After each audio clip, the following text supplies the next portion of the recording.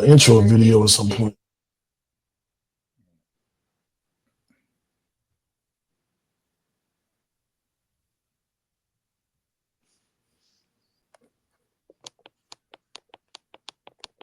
Welcome to the No Breaks Network, your home for education and entertainment, righteousness and ratchetness, where we are never content with just content. No breaks. I'm not saying I'm going to rule the world or I'm going to change the world, but I guarantee that I will spark the brain that will change the world, and that's our job.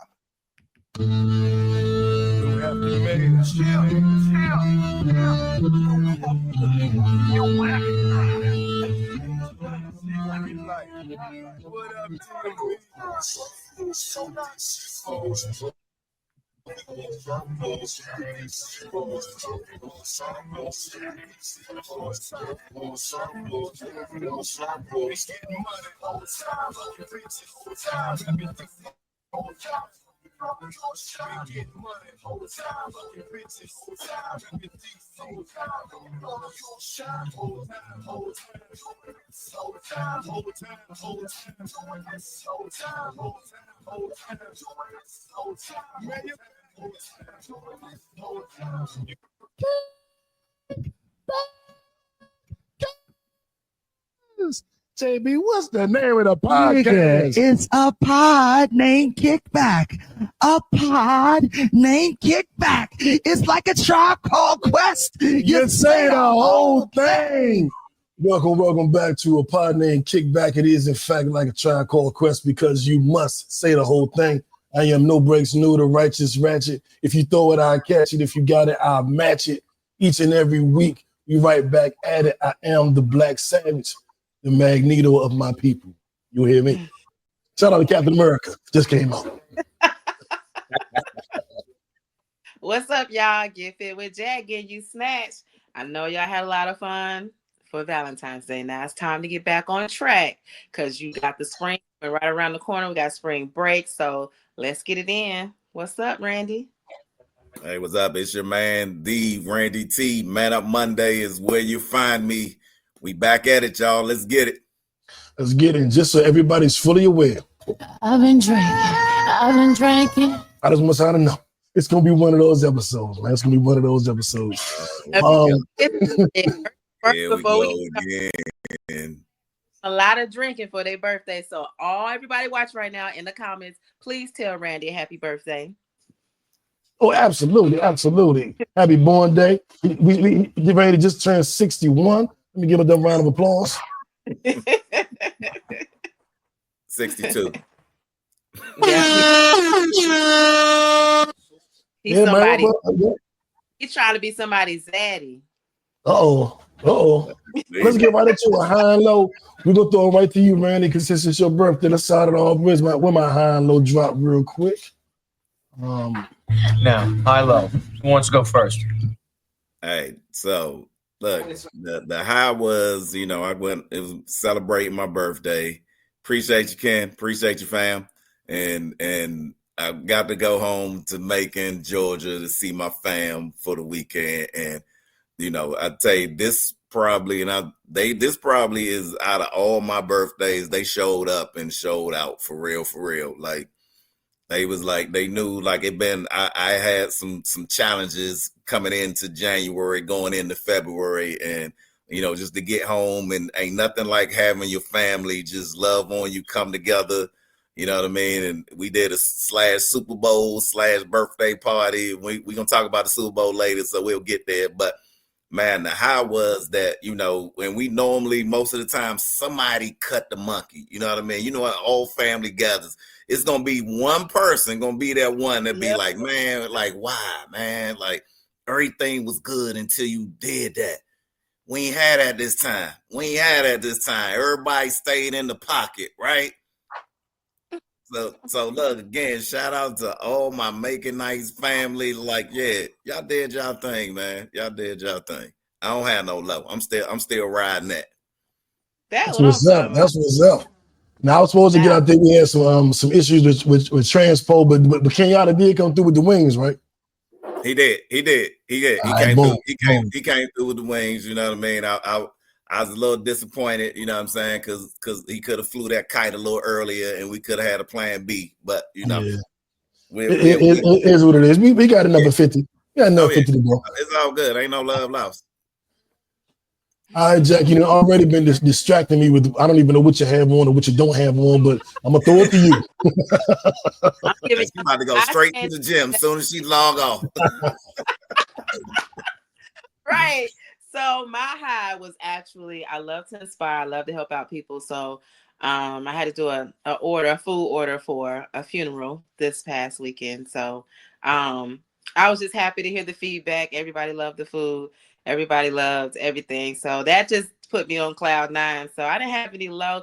Well, I will say the lows is this cold weather coming. That's my low. So everybody get prepared. We're not going to get the worst of it, but we are going to get a lot of rain and cold weather. So. Yeah, y'all still don't know cold down there, but okay. Yeah, I know cold.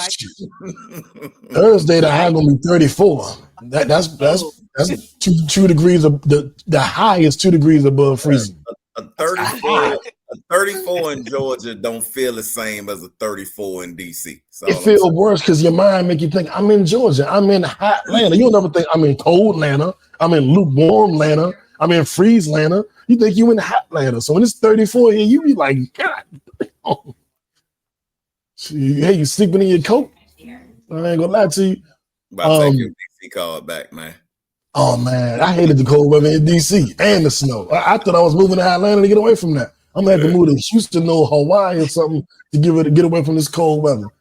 But I don't have a definite high or low of the week. I just worked, and then I woke up and it was Sunday. So I don't know what happened this week. I was working. I guess that's a high and a low, man. I just head down, just go, and that's Sunday already. Huh? That's a good thing. You had a productive weekend. Oh yeah. Right. And we're gonna get into Valentine's Day and what I did or didn't do. We're gonna have a conversation about that a little bit later on. And I'm gonna find out what I did or didn't do as well. But my week was just my week, man. Let's just keep it moving. Keep it moving just like that. And having said that, I guess we need to go ahead and get into. Oh no, we're supposed to do a Black fact. We said Black History Month, and they're trying to get rid of Black history. Let me think.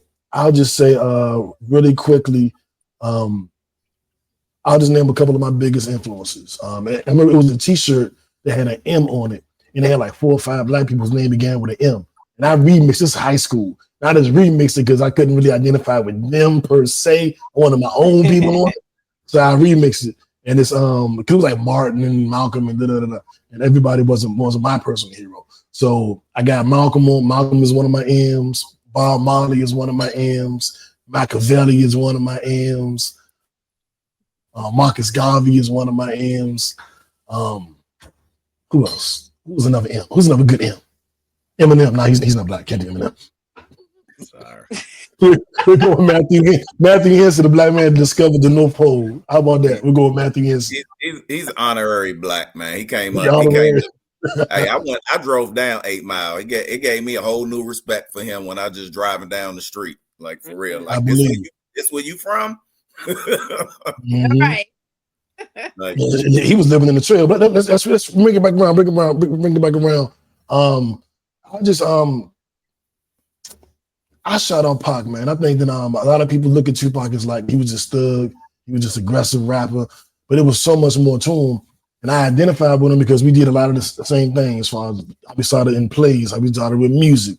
And when I look at Pac, when I idolized Pac as a kid, I didn't idolize him because he was a gangster. I idolized him because he was a revolutionary. And I think sometimes as years go by, we lose that.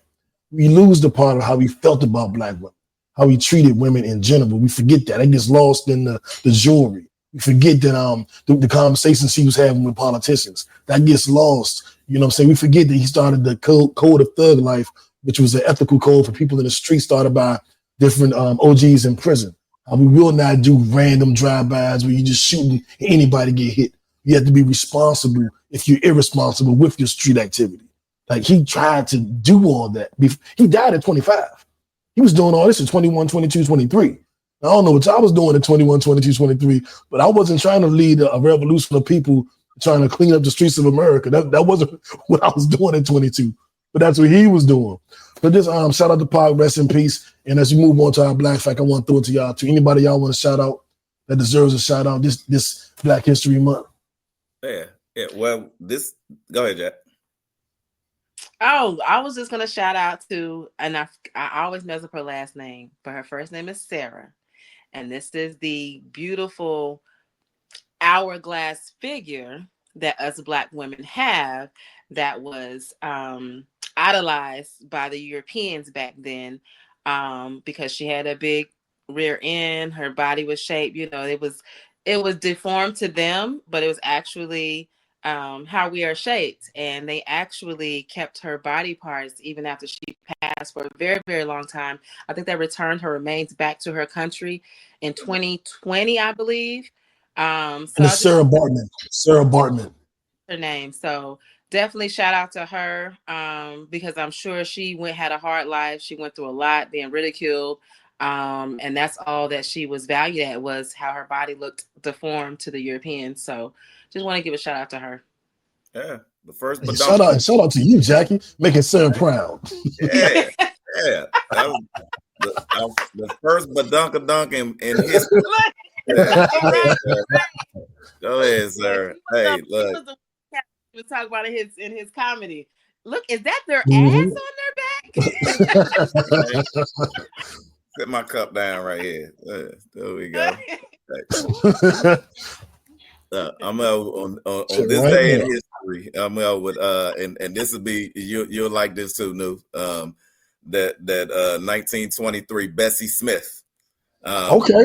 Known jazz singer. She dropped Downhearted Blues came out and dropped 800,000 copies in 1923, February 16th. Right. And she's really shaped blues, right? And a lot of other artists who came after her, female artists like her and Ma Rainey. Yep. 800,000. You thinking 20s to push 800,000 copies or something? That's an accomplishment. And she did that this day in history, 1923. So Bessie Smith, we salute you for the history that you made for us all day. And that we still continue to ride on your shoulders, and every Black woman and every Black man in the industry right now. She paved the way. Yes, sir. And shout out to Marvin. That was one of my ends, Marvin Gaye, my musical father. And shout out to Burger, man. Burger gave me a shout out. Shout out to New York, pushing through your whole life, brother. I love you for that. I love you too, bro, and I appreciate you. Man, now let's get into. Hey, Burger, you was part of that journey. He got through because of you. We salute you back. That is a fact.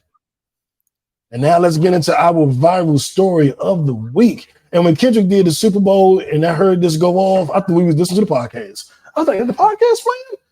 My left stroke just went viral. Oh, wait, that's all like us. Man, let's start off with the Super Bowl. Before we know Drake is back and all that good stuff. But let's start with the Super Bowl. I didn't enjoy the game. It was a blowout. It wasn't fun. It wasn't entertaining. The fun was like, are they going to be able to come back? Are they? Are they not? Like, what's about to happen? But it was a terrible Super Bowl. The Chiefs looked unprepared. They was all over Mahomes' ass with a 4-man rush. They disrupted it. It reminded me of when the Tom Brady and the Bucks played Patrick Mahomes and the Chiefs with that D-line getting that penetration. It was just like, this is crazy. But shout out to the Eagles. I mean, they did it. I mean, I've been saying I thought they were the best team in the NFC. I wasn't sure that they were going to be able to do that. I said they should beat the Chiefs, but I can't bet against Mahomes. Mahomes psychologically had me like, I want to pick the Eagles, but that's Mahomes. I can't pick against him. And they showed me I should have went with my right mind because I knew the Eagles had the team to beat them, but I just had too much faith in Mahomes, man, and he let me down. But well, before we get into the halftime show, y'all got any thoughts about the game you want to share? Yeah, I mean, we see why Mahomes messing up. Why? Because his MAGA wife? With the lady with the voodoo doll. Let's just put it out there. Let's just put it out. I saw her and then pointing the needles in my home, and it was a lady in the game that had a voodoo doll, but she was sticking needles and stuff into my home's voodoo doll. That could have had something to do with it. Come on now. Hey, New Orleans is the birthplace of voodoo and all that good stuff. So I promise you, she probably wasn't the only one in the crowd that had one of those. Right? That she's just the one that got caught on camera. But here's where I give everybody on the whole entire squad gets an F. I'm gonna start with the head coach Andy Reid. For one, he did not come in with a balanced plan of attack. And I thought for you to come in to think that you're going to run 80% passing plays on probably the best two-man corners that can stay one-on-one, right, with a front four, because they don't have to cover long because they get a push with their four, right? So they always can have 8 in coverage. And your plan was to have a heavy pass game to beat them. Pacheco was healthy, and I think the man probably got 8 carries the whole game. Like I don't think he got 8. Yeah, and Kareem Hunt was there. Look, I don't know if anybody else that's not named Jaden Daniels can put 30 points on the Eagles and you not run the ball. But here we go. So I thought, first of all, Andy Reid, terrible game plan. So first I give you an F. Second, I give Steve Spagnuolo, your defensive coordinator, you get an F, because when we knew that you needed to shut down the pass, and they did not put a spy on Jalen Hurts, who ended up being the MVP, because every time he got out of the pocket, everybody running around and don't even know he 5 yards downfield in the backfield before anybody even realize he there. Right. So you get an F, and then Patrick Mahomes, and you as the quarterback, you get all the love, you take all the blame. I felt like right before halftime, that last turnover, that if they could have got a 3, if they could have got a 7 right before halftime, you coming out, you get the ball back. That's how momentum shifts happen. And as the leader of your team, you cannot turn the ball over in that instant. Right there, you at least had 3 points. It was at least points on the board. You cannot turn the ball over there. And then last of all, Travis Kelce, who came in finally with looking like, you've been trying to be like a half brother your whole time. Now you look like Taylor Swift did your hair before the game, and you played like Taylor Swift during the game. So all of the greatness that you talk about, and all the greatness and all the things that you've accomplished, not knocking none of that, but and being a mom, master of the moment. This was a moment where it was a legacy that was on the line for the whole team, and nobody showed up. Nobody. You know what I want to tell the whole team right now, man? They got a message for that whole team. That's not it. This is a message. You forgot to be there. You forgot to be there. Right. I wanted to turn to Jackie and just be like, Jackie, like, see this shit. You see this shit? And then they had all these excuses at the end of the game. I don't want to hear that. Metro, shut your whole ass up and make some drums, nigga. And I can't root for them, man, because I don't have an unnatural allegiance. That's not me. You having an unnatural allegiance to losers is not like you. It's not like me. And I don't understand. They had a chance for a 3-peat, Randy. Jackie, they could have won 3 in a row. That would have cemented Mahomes' legacy, Andy Reid's legacy, the Chiefs' place in history, and they fell flat. It's okay to Will Smith talks about this a lot. It's a story where he says, you get a chance to fight Mike Tyson, right? You train, you eat right, you abstain from alcohol and sex and everything. You do everything you're supposed to do. You get into the ring, and Mike Tyson knocks you out in 90 seconds. He's just better than you. No shame in that.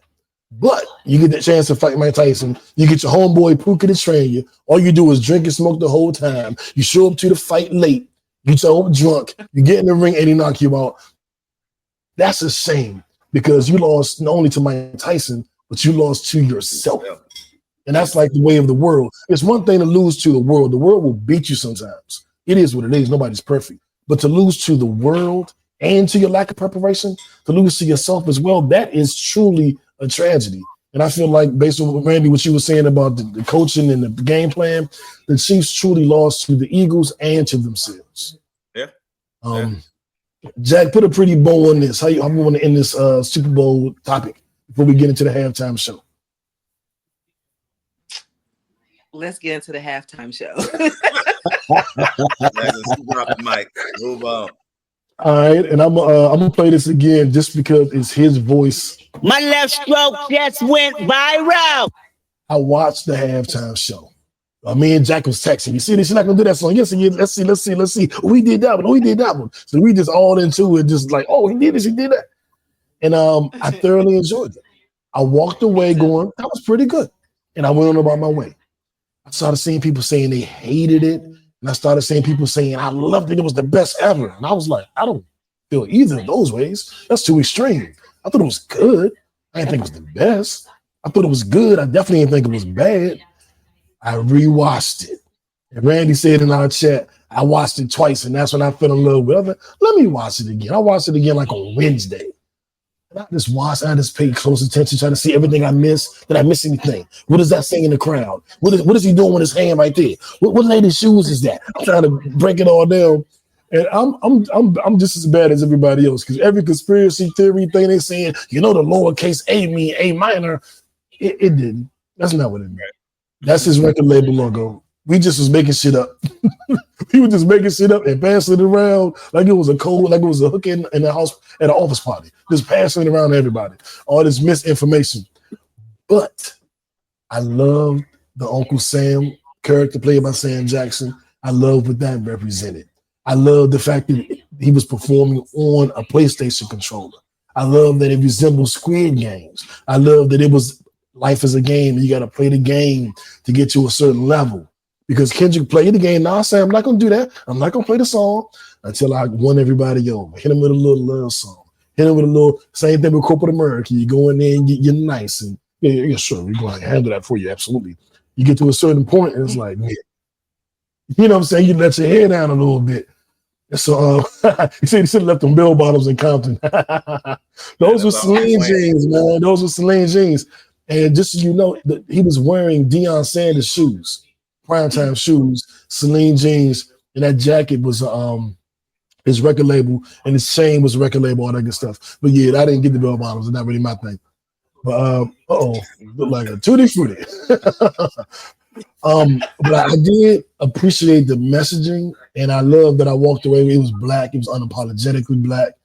The Serena thing, that didn't win me over like it did everybody else. Because to me, it's like you're dancing and shitting on your ex. Like I've never championed a woman getting back at her ex being spiteful. Like I know she's black and she's the queen, but like Drake black too. So it ain't like it was. Like I ain't. That wasn't my thing. You're crip walking at the Super Bowl. Cool, I guess. You're doing it to get back at your ex. I guess. If you really want to get back at them, I guess. I think everybody else took it that way, but I think she did it because she wasn't able to do it at Wimbledon. She got in trouble. Well, she did it at Wimbledon. She actually did it. So it's not like she didn't do it. She did it. Right. Yeah, but so she still did it. It wasn't like she didn't do it. Further with the X thing because of Kendrick and Drake. Right, that's what I'm saying. It was really about getting back at the ex. But that was cool. One thing that I think is I don't see how was she getting back at him though. That's what I don't. Okay, I'll briefly give you the story. So they dated, they broke up. I know. Drake has been talking shit about her and her husband in songs. Her husband has been firing back at Drake through the media, and so Drake has been responding back. The last time he took a shot at Serena, he was like, "Serena, your man is a groupie. Like you had a real one, now you dating a groupie. Like he corny." So her being his ex and then standing with Kendrick is kind of like, and they also said this, and I don't know if this was on purpose, but this was true. There was an ex-controller on the stage. Right. Serena is one of Drake's exes.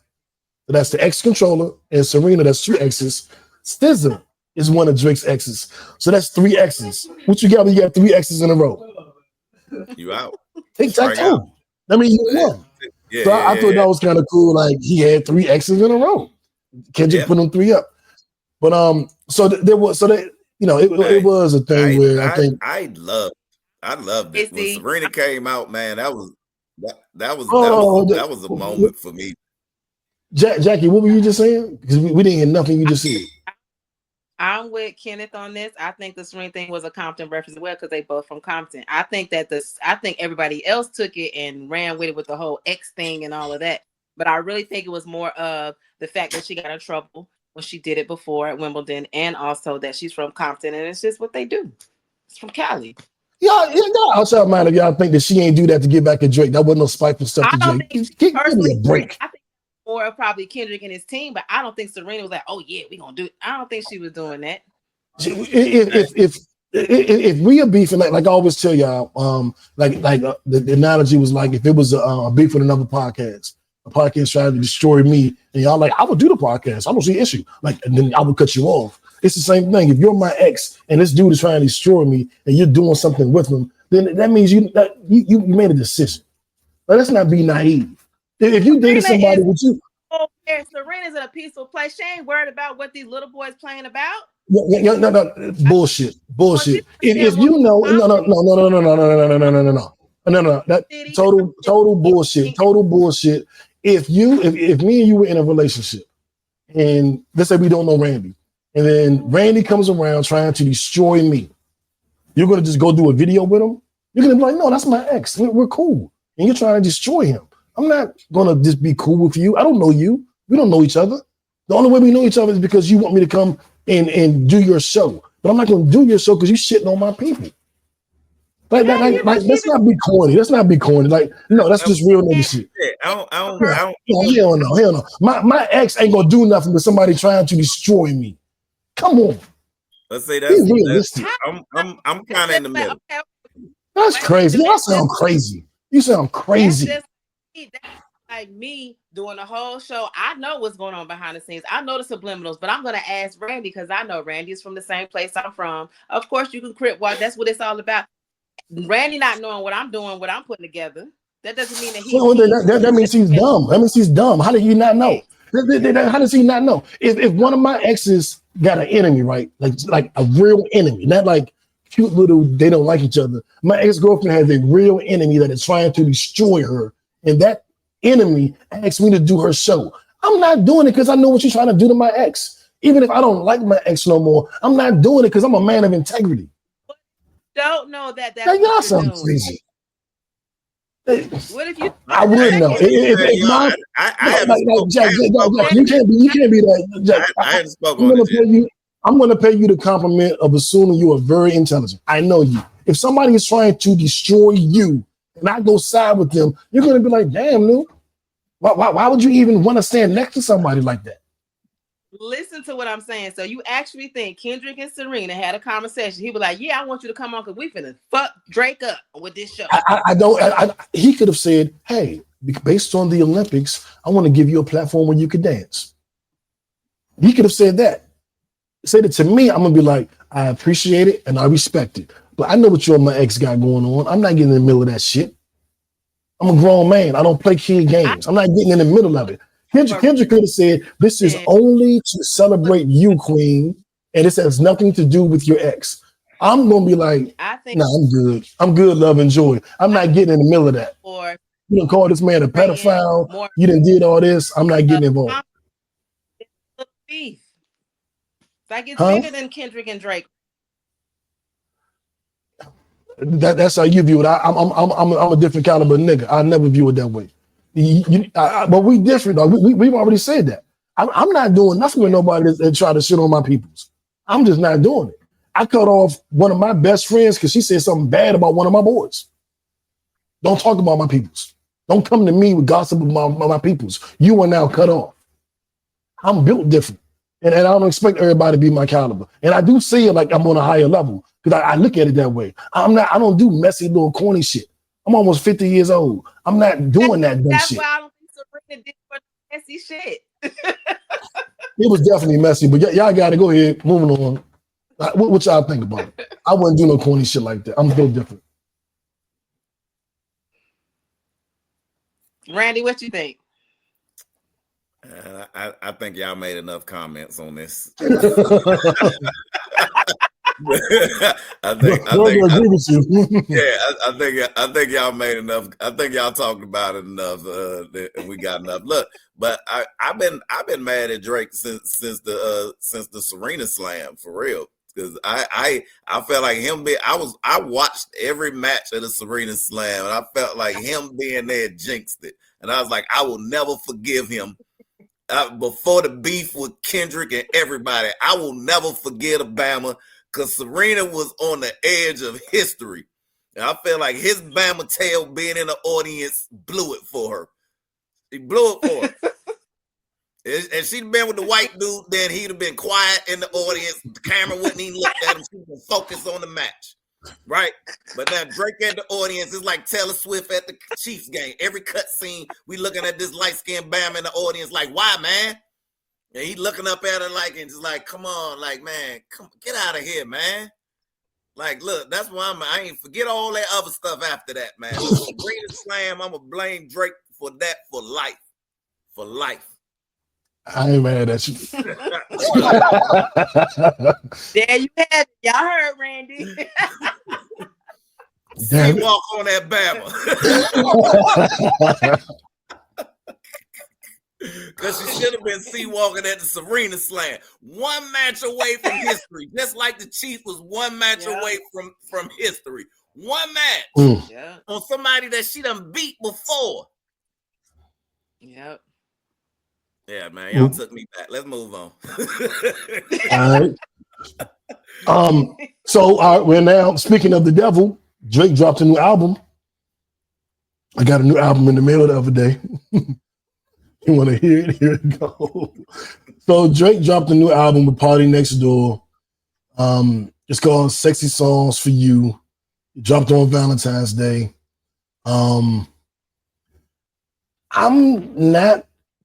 I listened to it. It ain't quite my thing.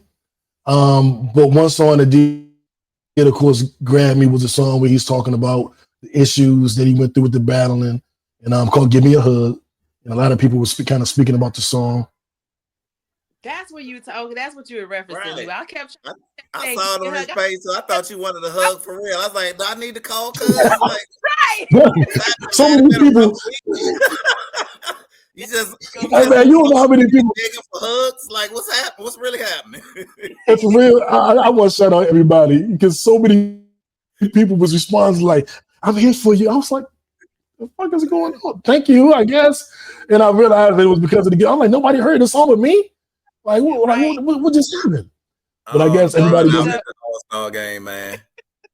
Yeah, LeBron just pulled out the All-Star game. He just pulled out.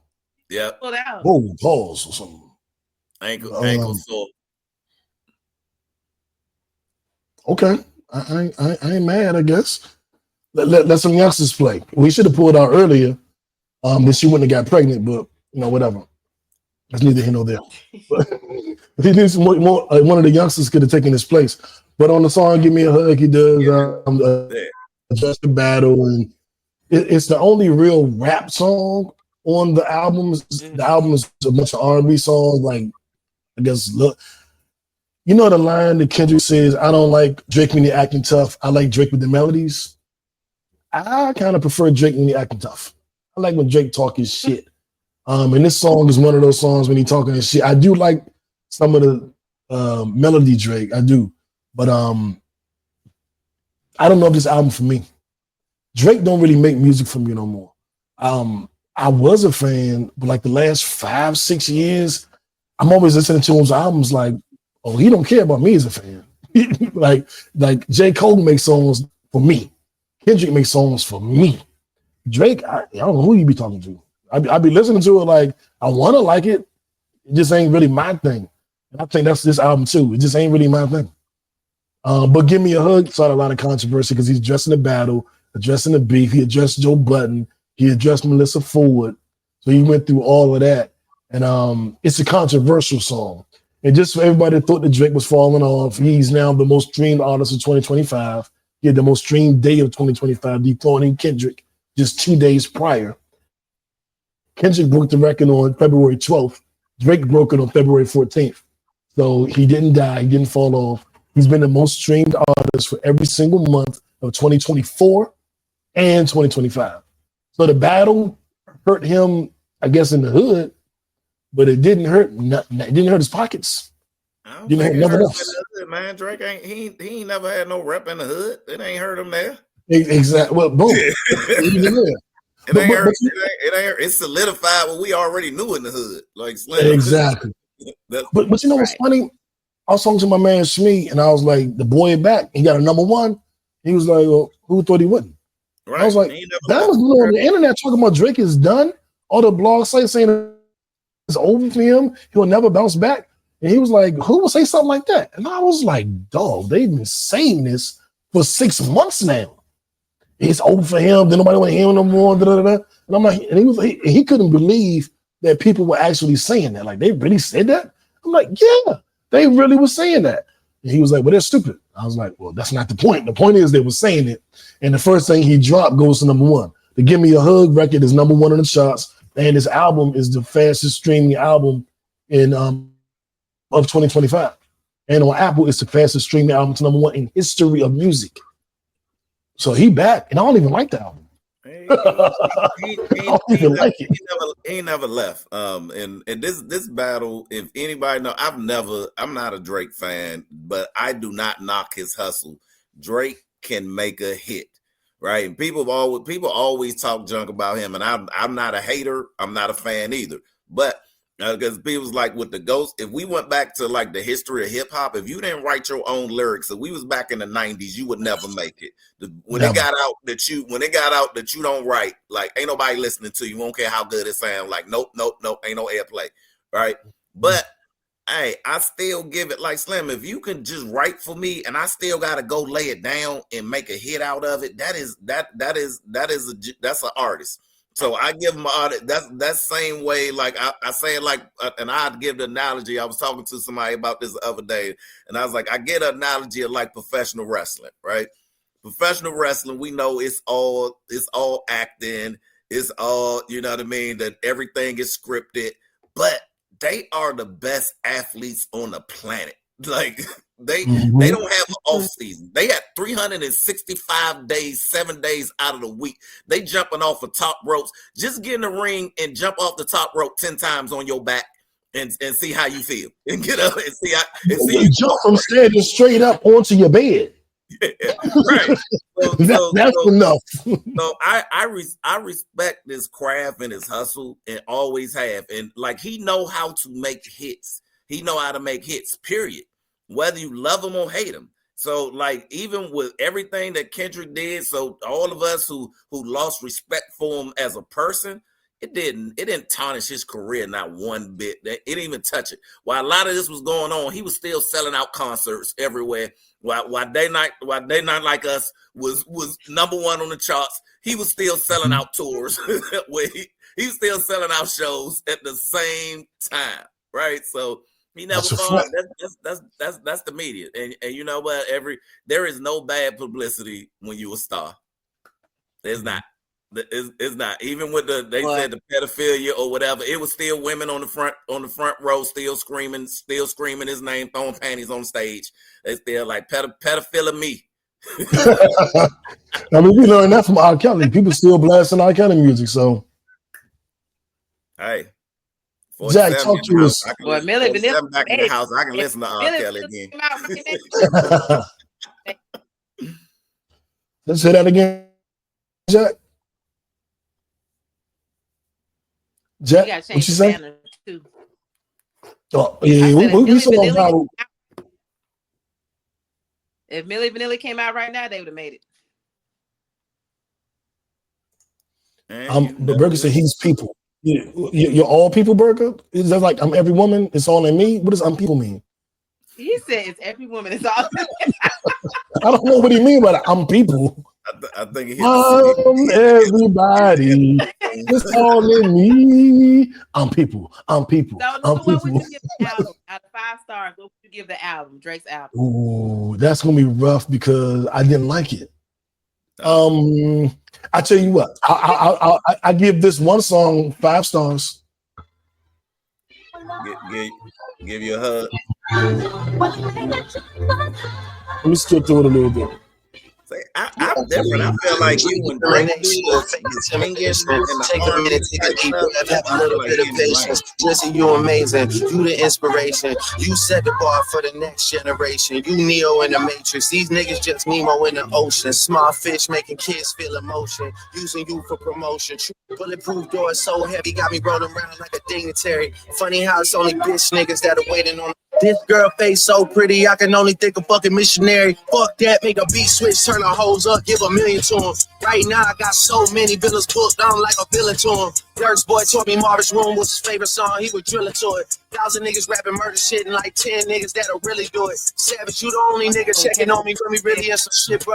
But listen for you a legend from the six, hate to see you with a dick sucker. Shit about to be a lit summer. Tell me fuck on rap beef, I'm trying to get the party lit. Tryna get the party lit for the bitches. Them Nike tights is hugging on that ass like they missed it. What's up? Niggas is hating the boy for sure. The women in love, walking the strip club. Damn, I miss you, hoes. Give me a hug, give me a hug, give me a hug, give me a hug, give me a hug. Yeah, I know that you work at the club. I know that these people might judge, but fuck it, you family to us. So come over here, give me some love. Yeah, give me a hug. I miss you, hoes. Give me a hug. Give me a hug. I miss you, hoes. Give me a hug. All right. And that's where "Give Me a Hug" came from for everybody that thought I was having a midlife crisis. That was so funny. Yeah. So many people were like, "Here you go." What's going on? Let's send a text. You all right? Yeah, good. I'm great. What the hell just happened? How's everybody? But man, I got another part of that story. I'll tell y'all that part later. Because I actually did. I was laughing and joking, but I did have a moment yesterday. But I would just say this. We broke down the Super Bowl, Kendrick and Drake. The Allstar game is going on shortly. We know that LeBron just pulled out. Pause. I love the fact that the Wizards had about 4 players, young players, participating in the rookie games. And in the skills channel, shout out to Allstar, Bub Carringer, Keyshawn George, and Justin Champagny.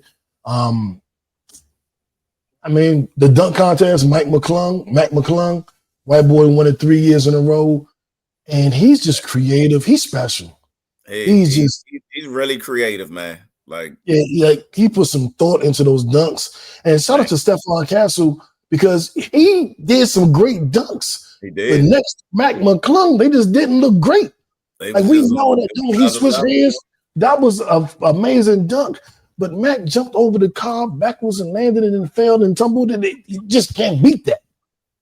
The double tap to the rim. Ooh, boom, boom. I don't care how creative you are, you still gotta have hops, right? Because if you can't get some hang time, you ain't pulling them off, right? And you see his dunk. His dunk earnings is more than his whole NBA salary. He's a G League player. Mm-hmm. That's what people keep forgetting. Like why we don't see him in the NBA? Because he don't be on TV. The only time he on TV is in the dunk contest. Unless you watching the G League. He's with Orlando now, right? Yeah, he with Orlando. He was with Philly at one point. But I mean, he got to defend his title next year. And I hope they get more G League players, man. We gotta learn to get some showmanship. The game is about the showmanship, right? Because like my man did some nice dunks, but we ain't comparing your nice it was a through the leg over tomahawk, turn around, half 180. That was nice, right? But then when your man come back and he dunking 2 basketballs, he jumping over a dude that's a 7-footer dude, and grab a basketball for him, and he got another dude just got a ball, and he dunked both of these while he jumping over somebody. Like, yeah, I'm like, your dunk was a 48 all day, but you can't get nothing but a 50 to them, right? That was 50s all day. Yeah. So somebody, y'all get in y'all bag, man. Like, bro, y'all get in y'all bag and come back next year, because that's all he. Look, he ain't playing, so he ain't got time to do nothing but like what dunks I'm gonna do all year, waiting on the All-Star game, double the bag all year, right there. And I saw John Morant said, man, Mac makes me want to go in the dunk contest next year. And then Giannis said, Ja, if you go, I'm gonna go. So we might get Mac, Ja and Giannis next year. Again, fam, you broke up. Oh, my bad. John Morant sent a tweet and said, man, Mac is killing it. He makes me want to do the dunk contest next year. And then Giannis said, Ja, if you do it next year, I'm coming next year. So we'll monitor the situation and we'll see what happens. We'll monitor it like we're monitoring Jackie. Get in y'all bag. We need some showmanship. Don't just think you're going to come in there and do nice dunks. They ain't getting it no more. Like, are you not entertained? That's how you get a 50. Exactly. And I don't even want to get into 50 and the stuff with Big Meats. We're going to let Jackie throw to that a little bit later because that's her crew. But I want to get into our kickback conversation. Let me change this banner before Jack beat me up. But I want to get into our kickback conversation because I wanted to talk about a little bit about Valentine's Day. I don't celebrate Valentine's Day. I don't celebrate American holidays or Christian holidays, but I will if someone I'm with does. So I'm not. When I was young, I was like, I'm not gonna do it. Like, I'm not gonna pay back for this muffler. Now, like, well, baby, if you want to do it, then let's do it. Everybody knows where I stand. So if you want to celebrate it, I'm gonna celebrate it with you. Like, I don't do Christmas, but I'm gonna be with my family in Florida next year for Christmas because my family do it. You know what I'm saying? Shout out, Randy, and shout out Cerise and the whole fam. I'm gonna be there because that's what my family do. And I'm not so I care more about my family than I do any kind of fucking belief. You know what I'm saying? I'm gonna be with my family. So having said that, if I was in a relationship and my woman wanted to celebrate Valentine's Day, we would, because it's about my woman. However, I typically don't. I was going to go to this erotic art show this weekend, but I decided to work. I decided to work all weekend, and thank you. And that was what really called me. But I wanted to. Okay, here's a good one. I want to hear about either your best Valentine's Day ever or your worst Valentine's Day ever. So just either one. Jack, go ahead, Jack. Jack.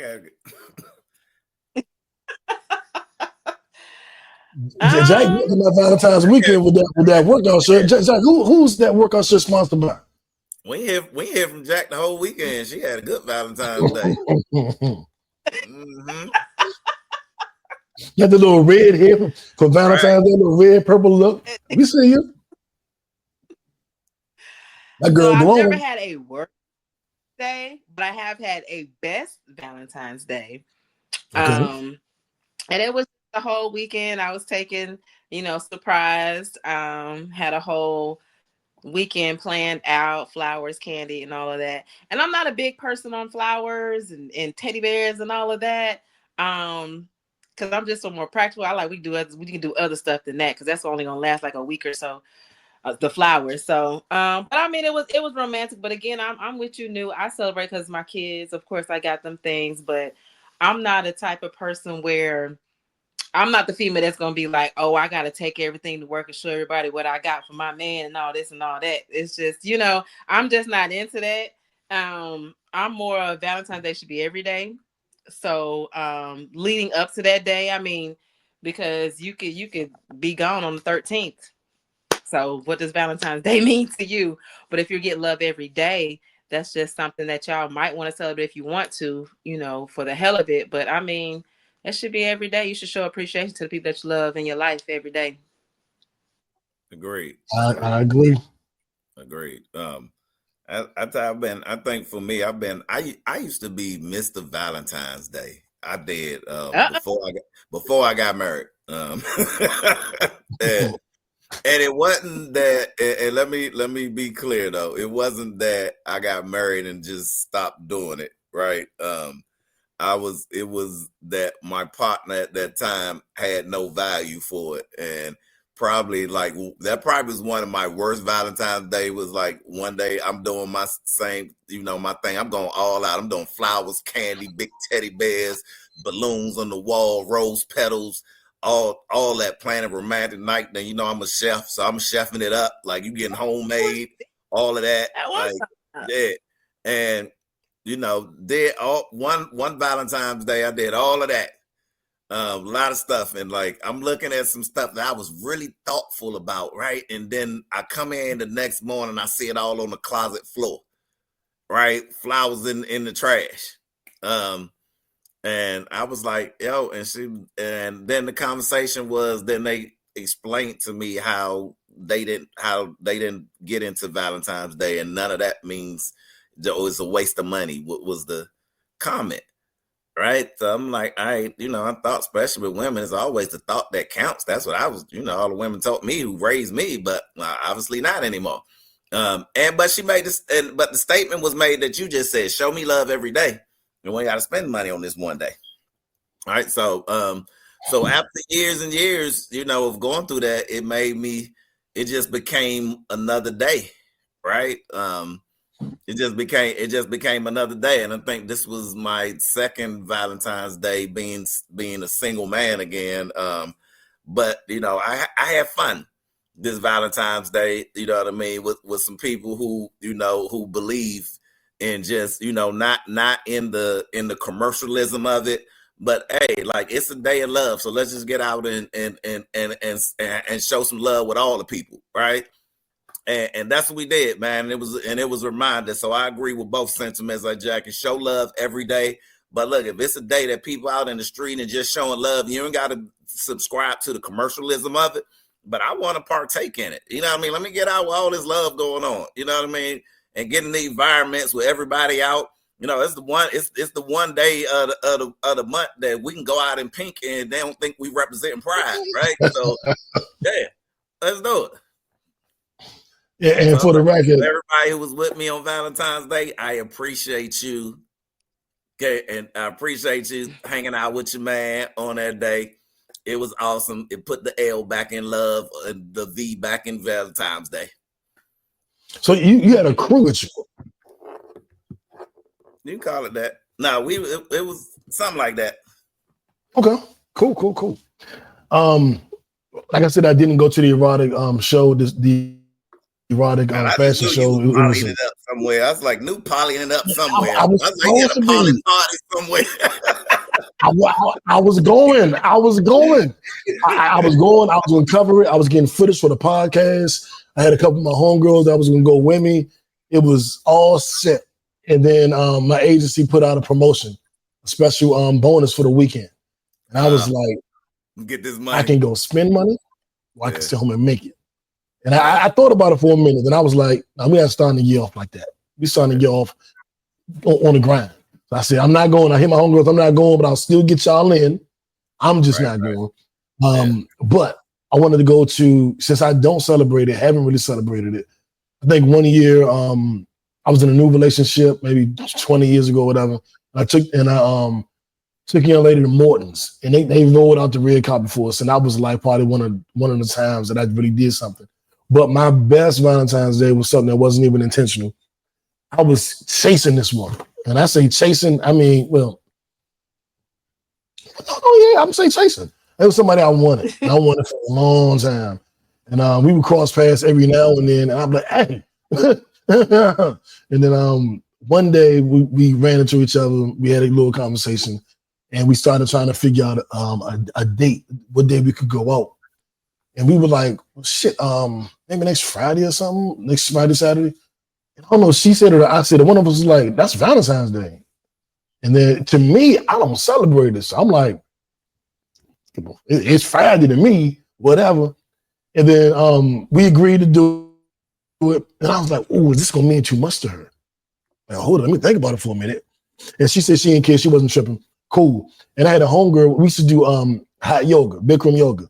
And on Valentine's Day, for whatever reason, the Bikram yoga class is free. What kind of yoga? Bikram, it's hot yoga. So it's yoga in 102 degrees dance studio, but hot yoga and Bikram yoga use two different moves. So some people do hot yoga. It's all hot yoga. In studio hot is hot, but Bikram does different moves. Right. So this is back in my Lena days. It's just regular yoga in a hot studio. No, it's different moves though. The heat just turned up in there. And it's different moves. You know, they're like, okay. Don't give me the line. Don't give me the line. I'm sorry, finish the story. I had to figure. I was like, what the hell is that? Well, I don't know what move, how they classify the moves, but let's say there's 100 moves in all of yoga. In Bikram, you do 1, 2, 30, and 40. In hot yoga, you do 6, 7, 80, and 90. And in regular yoga, you do 80, 81, 82, whatever it is. But it's different moves. So I was like, well, how about we do the Bikram yoga? I mean, you take a shower there. You can't leave Bikram yoga in your clothes. You're gonna be soaking wet. So you typically will bring the flip-flops. You'll take a shower there. Then you leave. I said, look, we can go do the yoga, work up an appetite, go to dinner, and then see what happens. But she was late. I'm like, where you at? I'm heading that way. I'm heading. Okay, I'm be a little later. And by the time she was finally done with whatever she was doing, we had missed yoga. She was, I'm just gonna come there. I was like, all right. So on my Randy shit, I whip something up. Don't even worry about it. I'm gonna cook. I'm gonna chef it up for you tonight. We still gonna have a good time. First date, I've been wanting going this day forever. Got it. So I whipped up a little meal. She came in with a little, I guess, her yoga bag because we planned to go to yoga, so she had a little bag with her. And I whipped up the meal. Finished cooking. We ate. This is like when we wasn't popular no more. This is maybe like 8, 9 years ago. But I still had a Wii. So we playing on the Wii. We tennis and all this stuff. We just laughing and joking, sipping. And then she goes, can I change? I'm like, into your yoga outfit? Sure, whatever. I don't got Obama on her then. Yes, you can. Yes, right. Yes, you can. Do the Obama thumb. And then when she comes out of the bathroom, she's in lingerie. I'm like, this night is going to okay, all right. Yoga's about to go down. Yeah, exactly. And she was like, yeah, exactly. We're gonna do some yoga. And she was like, I just wanted to make sure I was comfortable first, And I was like, oh, okay, good. Because in my mind, I respect that, but also, you're comfortable. You just told me you're comfortable. So we playing the game, we laughing and joking, we sipping. I'm putting on my jokes and my humor, and she goes, she in the lingerie, and then she just kisses me, right? And she's like, I want to stop playing the game now. Okay. Well, let me put my controller down. Let me get my other controller. Instead of playing the Wii, we're gonna play the us. So and then and I don't know if it's because it was Valentine's Day. I don't know if it's because I've been wanting her so long. I don't know if it was just her energy. But we had, and I know Randy can relate to this. Jackie, you might relate to it too. We had the kind of night where you just wish your blinds was open and all of your friends walked by and happened to look in because of the performance you had. You're like, somebody need to see this shit. I knew he was going with that. I knew that's where he was going with that. Like, I am showing out and nobody's gonna know. I wish somebody could see this right now. Like, where's everybody? And it was like a magical night. And I remember getting up and being like, I want to go to the office. And I'm going into the bathroom and getting into the shower. And she's like, you're not gonna leave without fucking me again, are you? I'm like, God damn, like this is the night of the nights. And I remember being at work, her texting me like, I can still feel you inside of me. And I was like, God damn, this was the ultimate Valentine's night of the life. And I remember thinking, like, I don't celebrate this. I don't have a billion Valentine's Day stories. I got this one. And I was just like, that was greatest Valentine's Day ever. And it wasn't even really Valentine's Day. It was really just going to be a date that was coincidentally on Valentine's Day. So that's my story. Long and short of it. I think now, ask y'all both. I want to ask y'all both the question because I've been seeing this on my timeline with the Valentines instead of the Galentines. Now they have the men linking up. I don't celebrate enough to do that. I don't care enough. It's. I'm trying to figure out what is the dress code. What are y'all bringing? Why are y'all all together? Why are y'all wearing pink together? What are the activities? All dudes in their pajamas. I saw a bunch of dudes in their pajamas talking about Valentines. I was like, y'all got it. Y'all got it. Yeah. We ain't got to do everything the ladies do, man. We ain't got to do everything ladies do. No. We just don't have to. Right. Yeah, We they don't got need their Valentines. Let them have it. Yeah, let them let them have have it. it. Now I would go to a Valentine's because I got I'm friends with so many women. I'm like, invite me. I'm one of the ladies. Before we move on, man, like, because I really thought like you set your story up really, really well on your Valentine's Day story, and I'm like, I'm riding and seeing all the scenery with you, going down this whole road with you, and it just ended up just a shout out to you just banged her brains out. That was the Valentine's. That was the message. That was the message. That was the message that you just hope everybody could have walked past and saw you banging his chick brains out. that wasn't what I'm just saying. I thought it was going to end a little differently. I'm not trying to take from your story. I don't want to take down from it, but I was expecting like the build up, man. I thought it was going to end different. That's all. Well, I'll tell you this. Two things. First, we'll go with the funny, then we'll go with the serious. The funny is, I believe in conspicuous consumption. Really? If you have it, flaunt it. Really? That's one. That's the funny part of it. Now, the serious part of it was, I had wanted to. I was very, very much interested in her, but at the same time, to be totally honest, I was head over heels in love with somebody else, even though I was seriously interested in her. The one that I was head over heels in love with, like a week later, hit me up and was like, you know what, you're right. We should give this a go. And as any fool whose nose is wide open, I left Valentine's Day totally alone and went chasing behind this little boy head heifer. The one Drake teased me about all the time. So it didn't have. You left the right now boo for the wannabe boo. I absolutely did. But the great poet laureate Devin the Dude once said, "Fucking over your for sure pussy, trying to get some more pussy, end up with no pussy, no pussy." So that was back in my younger, dumber days. I say this is about a decade ago, but that story is just the story that always stick out on my mind. But yeah, sorry I let you down with the story, man. I just thought it was going to end differently. That's all. Randy was waiting for y'all to ride off it, not open the blinds and see. He knew it. He couldn't in, but so many different ways. I'm still single. Open the blinds and walk past. Like somebody can walk past and just ride you up. Boy, do that. Somebody should have. One of my neighbors, somebody. Hey man, come over here and see, man. New is showing out over here. You got a legs in the hair, everything. I'm not lying to you. I was literally thinking. First of all, New wouldn't have heard nothing because they would have just been just like this with the phone. Ooh, I got. Don't have to answer it if you don't want to. Don't do it. Don't do it. Okay, man, so don't do it. I'm not gonna do it. I'm not gonna do it. Matter of fact, we're just gonna get on up out of here. We're gonna skip out of this topic.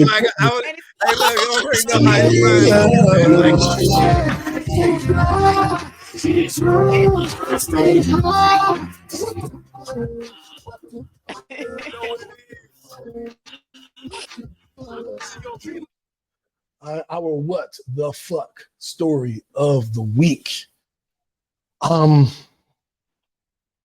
I said I was going to really stop speaking about this dude in the podcast, and I think I've done a good job of keeping him down to a minimum. But sometimes you got to just speak about some of this shit because it'd be so crazy. Jackie's old art buddy, they took art class together. They used to draw pictures of llamas in art class. Kanye West, his store was shut down. His online Yeezy store, but he didn't have a lot of stuff there. I did think it was ingenious that everything was $20. So if you like Kanye or like what he represents, you could go. It was very affordable, I'll say. And he did the Super Bowl commercial 2 years in a row off his iPhone, acting like he ain't had no budget and all that goofy stuff. But the store was shut down because he decided he wanted to sell a T-shirt with a swastika on it. He also decided to sell a T-shirt that had the exact same design as the hoodie Cassie wore when Diddy was beating her in the hotel. So he looked at her being beat. He looked at the outfit she had on. He mimicked the design and sold it in his store as similar to the outfit Cassie got beat in. He also was selling Sean John t-shirts, which is of course Diddy's line. And he did a whole bunch of free Diddy rants on X, Twitter. I don't understand. I know he did a whole bunch of stuff about Jewish people. He went through his rants and everything. I don't understand Kanye. I do know he has a new album coming out, and whenever he has a new album coming out, he gets real controversial. He does the shock marketing, the trauma marketing that'll get you so angry you buy something. I don't really understand that. How you get so angry at somebody you buy some shit? But apparently that's a thing. Apparently it's a thing. I remember when H&M did it with the black kid wearing the monkey shirt. But apparently that's a thing. They get you so mad you start spending money with them. If you make me mad, I'm not gonna spend no money with you. I don't get it, but apparently it works. Kanye he lost his ex for like a day, but he got it back immediately because him and Elon are cool. His online store through Shopify, which is what our store is through Shopify. So he didn't have a fancy store. He had a store like we have a store. That was shut down. And his talent agency dropped him. And he says he's not going through any issues. He's not in a bad place mentally. He just wanted to speak his mind. It's the what the fuck story of the week because I don't understand. You lost everything, managed to fight through it, get it back, and now you're doing the same thing that made you lose everything. At some point, you become realistic about what you lost, or maybe you start thinking you're invincible. I lost it all 2 years ago. I got it back. I'm Kanye. I don't know if that's what it is. But Randy, you tend to have a good way of breaking down these fucktards. So I am really curious to hear what you think. And if you can make sense of this shit, man. Because I can't make sense of it. Trying to make sense of trying to make sense of anything that Kanye does is already a challenge, right? Because we talking about the dude who said slavery was a choice, right?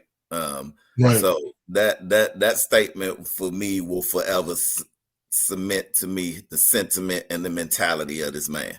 And let's be clear though, when they say he lost it all, Kanye's still a multi-millionaire. He's never stopped being a multi-millionaire. He lost his billionaire status, right? Now that's what he lost. Okay. He's still, we talking about 3 bags. He lost 1 of the 3. He's still holding 2 big ones, right? So he still got FU money. He ain't never lost the FU money. And shock and value has always been his tactic.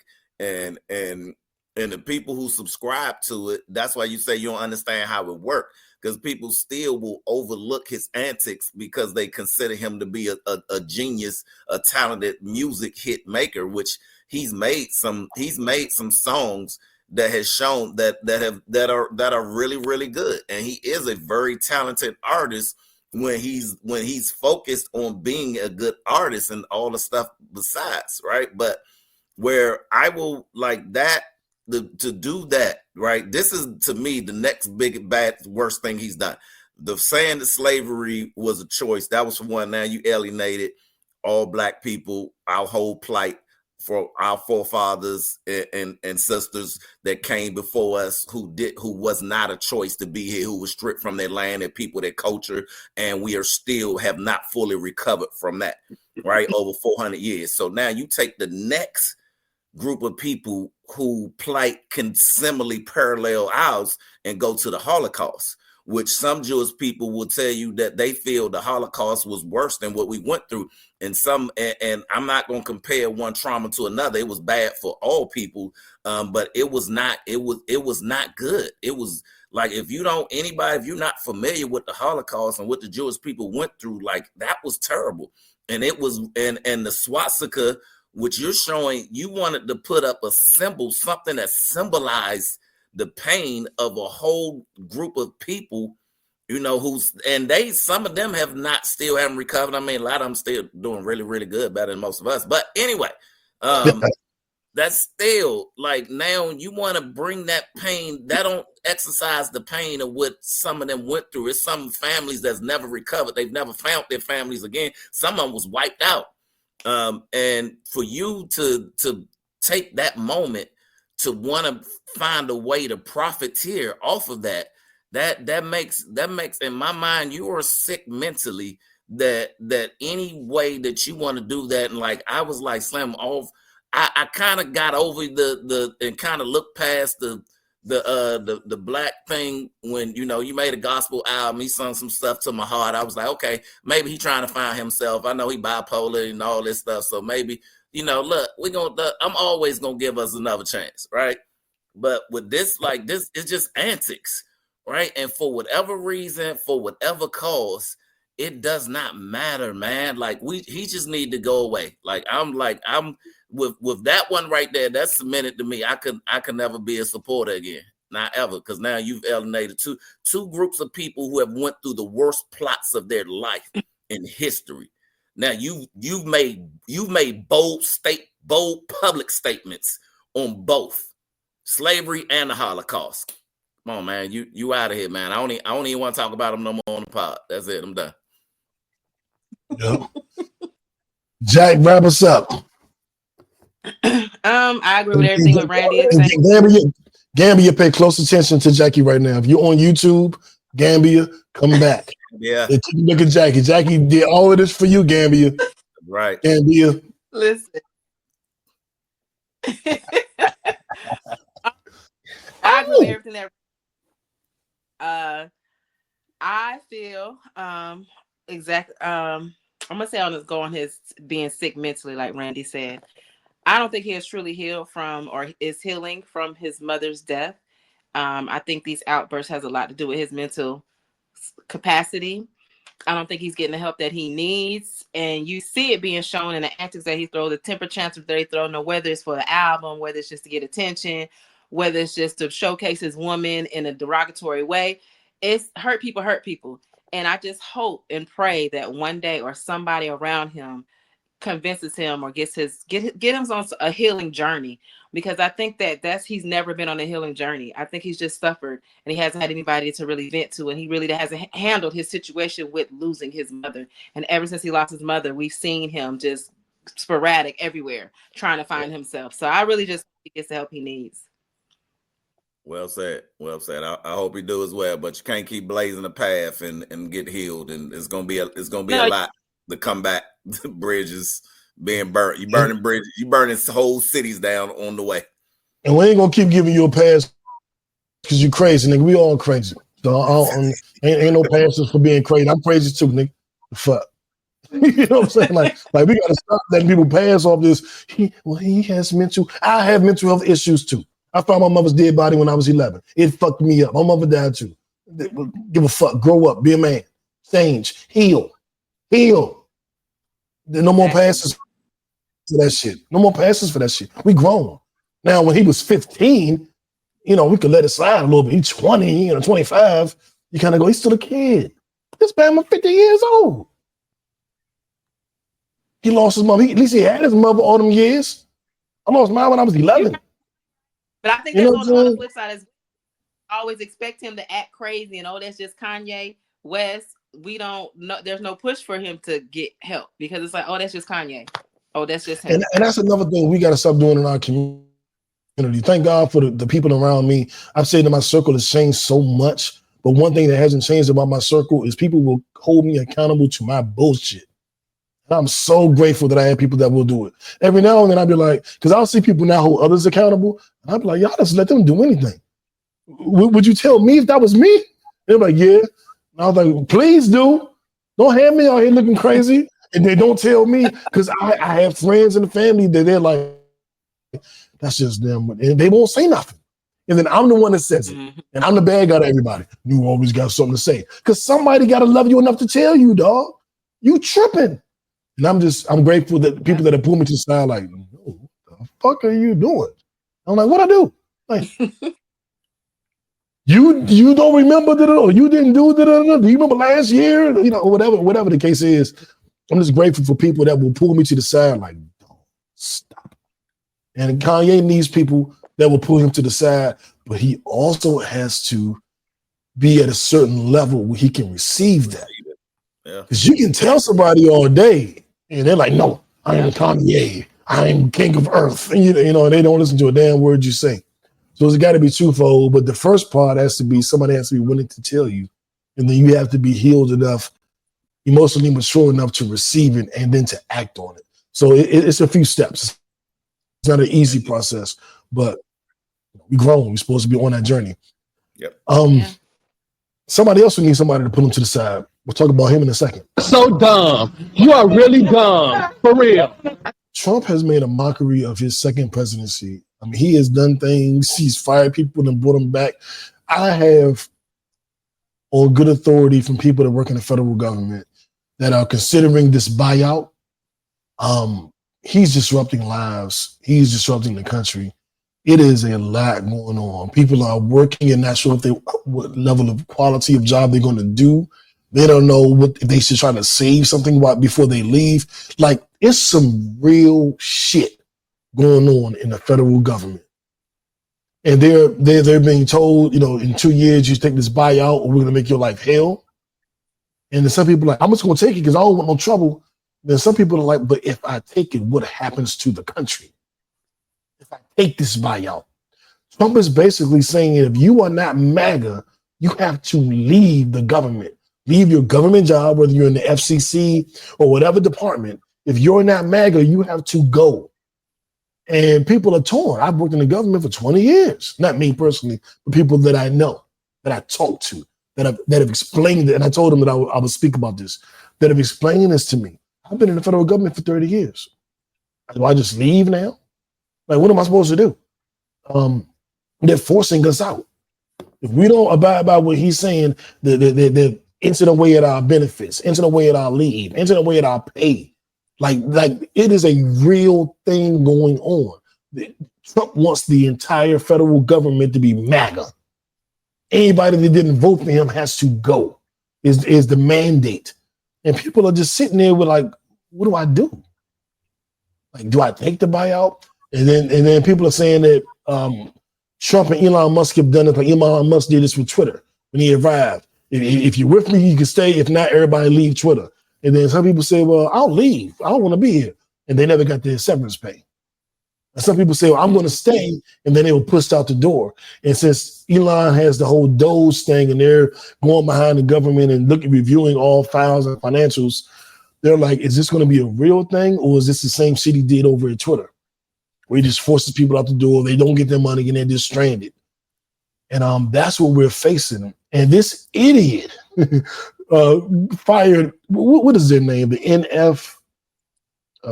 NNSA, which is the National Nuclear Security Administration. He fired 300 employees and then realized that they were the ones that had the nuclear codes that ran our nuclear weaponry. They said, oh, no, y'all got to come back. My bad. Y'all got to come back. This is your president. Trump's administration rescinds mass nuclear agency firings after learning it oversees U.S. weapons. If you didn't know, the mass nuclear agency oversaw our weapons, what do you know? That's pretty common sense. Just the title will let me know they're in charge of our nuclear weapons. Maybe a little bit more. Trump didn't know that. He is just going through the Democrats, get them out of here, get them out of here, get them out of here, get them out of here, get them out of here, with no true discernment. And for that, Donald Trump, you get the Don't Be Dumb Award. You get the Shut Up Stupid Award, which used to be named after you. The award originally was called the Kanye West Shut Up Stupid Award. Then it was changed to the Donald Trump Shut Up Stupid Award. And then we started calling it the Don't Be Dumb Award because one of my homies in Baltimore passed away. And you know, everybody know that Baltimore, shout out to KD, their little phrase is don't be dumb. Don't be dumb. So we changed it from shut up stupid to don't be dumb. And that's how Donald Trump's name got removed from it. But you know, really quickly, what you guys think, man? This is crazy. So I'm more entertained by Little X. Let's talk about Little X. So when Elon and Trump had a conference there, Little X was there. And of course, his father was, we could tell what's being told and what's being spoken about in the Elon Musk household, because the little boy goes to Trump and says, "Shush your mouth." And then he also says, "You're not the president, go away." So we know what's being talked about in the household. Mm-hmm. So I'm just waiting for Elon and Trump to bump heads. I'm gonna have my popcorn. That's all I gotta say about that. Yeah, I could say a lot about this, but it's still a lot going on. Because I have family who are in the federal government right now, and friends who've been in various places, and I've got friends on both sides of this that I've had some conversations with, and I can tell you. And they're not MAGA at all, but they do feel like I think the first time in his first administration he made a comment about him draining the swamp, and I think and this is what I've been told, that he tried to be diplomatic the first time and he didn't get anything done. So this time he's gonna do what he said he was going to do, and then he's going to see how it falls. Now, I do believe there is a lot of overspending in the government. I do. And there are some places that need to be looked over and make sure we're being efficient, because we as a people pay a lot of taxes for a lot of things that we don't know what, that I don't think our tax dollars are represented well in the livelihoods, especially of people of our culture. So, but I cannot say I agree with the methods, that if the government does need to be run efficiently, but you cannot destroy lives in the wake of turning it around. And it's like, all right, we just gonna snatch the Band-Aid off, and then we'll whoever bleeding, they just gonna die, and we gonna see what's left. And so I totally think there is a better way and method that could be done, but when we deal with two coaches of people who look at bottom lines, and we're talking about businessmen and in corporate. If anybody have ever been in corporate and business, it's always going to be the bottom line is what we always look at. There's not names, there's not people, there's not places, there's not situations, there's not stories. There are, what is the number? What is the number? So how can we get this number to where we need it to be, and where we want it to be? And so I feel like that is with the whole DOGE, the Department of Government Efficiency. He is doing what he said he was going to do, make the government more efficient and cut spending, because for one, something does have to be done, because America has been drowning in debt for many, many years. In fact, if China called in their debt right now, like, they pretty much own us. So things that are happening, like some of the tariffs on some of the goods, like with China and Canada, like they've been getting away with the bag, and we as the consumers been getting the bottom line of it. So there are some things that do need to be done. Again, but the method, you cannot destroy lives. Like I read just before we came on, someone on LinkedIn, a friend of mine who work in the government, has been in there for many, many years, said, he just got an email not to come back to work, and he's been there for 25 years. And he was the head of a department, and all of his coworkers are like, wow, doing great work, but that's how he was told. Like all your access has been revoked, like you no longer have a job with no warning. The people on probation, I had someone in my family, she was worried. She was like, because I just started a new job, and everybody who was on probation in the government was let go. And that was about 400 people, like in one day, that was like, yeah, if you're in a probationary period, like you're not coming out on the other end of that. And they was worried, like, and had to call around, because they was like, hey, I just started this. Do I have a job? But, thankfully, this they had already been through a probation period before. So this was only for people, first timers. But again, in the name of getting efficient, you can't kill people. that's like the Thanos rule effect, right? That I'm just gonna snap my fingers and kill half of the population, and then bam, we efficiently. So I feel like he's trying to end game the government, right? And again, and Thanos was right, right? Let's be clear that we're overpopulated. We're destroying our old environment. We're running out. He had a point. He had a point. Yeah, he wasn't right. He wasn't right. He had a point. Thank you for correcting me. He had a point that, that if we keep going along this same trail, that we are going to be extinct because we're going to run out of resources because there's just too many people, and then it's going to be even worse. So again, I understand like what you want to do, and some president is going to have somebody sitting in that office at some point going to have to stop sending out money and stop printing money and stop saying we just going to keep kicking the can down the road to some other president figure it out. That somebody has to take some steps in this direction, but not this way. Hell yeah. Not this way. Before we wrap this up, Jack, do you have anything you want to add to that?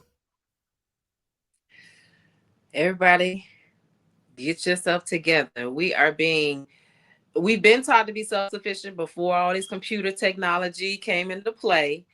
It's coming back around to be self-sufficient. And when I mean self-sufficient, it's a bad thing, but it's also a great thing because it's forcing us to depend on each other. It's forcing us to keep a village together and come together again. So it's going to get to that point, and it's not going to matter what color you are, blue, purple, pink. We all going to have to come together, and we all going to have to help each other out. We all just going to have to lean on each other, because right now this is affecting everybody, even if you think it's not, because you have family that's going through it, you have friends that's going through it. So it is affecting you in some way. So we just have to make sure, especially our health. I can't stress this enough, y'all. They can take everything. They can't take your mind or your health. If you keep your mind and your health together, you'll be able to go further, and you'll be able to think clearly, and do what you need to do, you and your family. Right. I'm moving to Gambia. I'm going to Gambia. We all going. And I tell you what, if I don't make it to Gambia, I'm gonna tell you where I'm gonna go. Because I want to shout out. So we are number 3 in Antigua in entertainment news. We are number 3 in Sri Lanka in entertainment news. We're number 11 in general news in Antigua. We are number 116 in Antigua's total podcast for the entire nation. I don't know whether it's news, sports, politics, murder mystery, no matter what they do, we're number 116 there. We're number 45 in entertainment news in India, number 53 in news in Sri Lanka, number 66 in entertainment news in Costa Rica, number 74 in entertainment news in Kenya, and number 87 in entertainment news in Ecuador. And that is today's charts. And we chart in many different places on many different days. But that is where we are today at this exact moment. And I want to shout out, where my round of applause at? I'm going to give. All right, Antigua, send us some vacation time. I just looked them up. That's a hot spot over there by St. John's. Hey, we love y'all, Antigua. We visit. We might come visit. We might come visit end of the year. You never know. Yeah. And Jackie might just have on that same little workout shirt she got on now. Right. I'm telling y'all. Antigua. We come do a podcast over there live from Antigua. Yeah. I'm going to the beach. I say this respectfully. So we know we got all these different podcasts, right? And Joe Budden got Melissa Ford, right? And we know Melissa Ford from Thong Song and all that shit. She's the queen. She's a GOAT. Shout out to Melissa Ford. I would never disrespect that queen. She's one of the baddest to ever do it. If you are not watching us on YouTube right now, you do not see what Miss Queen Jackie Leo has on. You need to be watching our YouTube. You need to be watching the YouTube. Because Joe Budden got Melissa Ford, but we got to get fit with Jack. You better recognize. You better recognize. We got our own. We got our own. Please be clear. Don't be dumb. tune into the YouTube. Hey, look, Make man, sure you see. we're about to run out of time. Let's get to what we watching because I know you ain't was out there after that speech you gave trying to rush me. I got to talk about Harlem. But before we get to Harlem, I got to do a rest in peace to Irv Gotti, musical legend. We didn't get a chance to shout him out because we didn't do a show episode last week. But Irv Gotti, Murder Inc.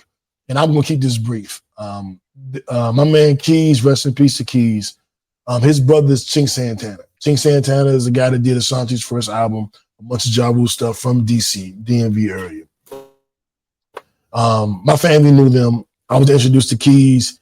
Keys and Sonny took me to New York to Murder Inc. Studios, the crack house, a couple times, trying to link up with John, Irv, and the whole plan was I was going to take my label to Murder Inc. and that was going to be where I got my first deal, and that was going to be how I came out under Murder Inc. Never happened. But I remember just thinking,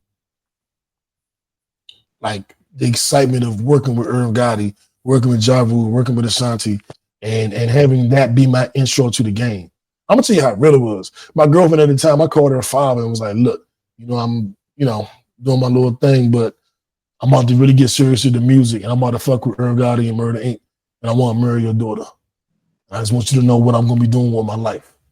Oh, I remember he was Ashanti love started.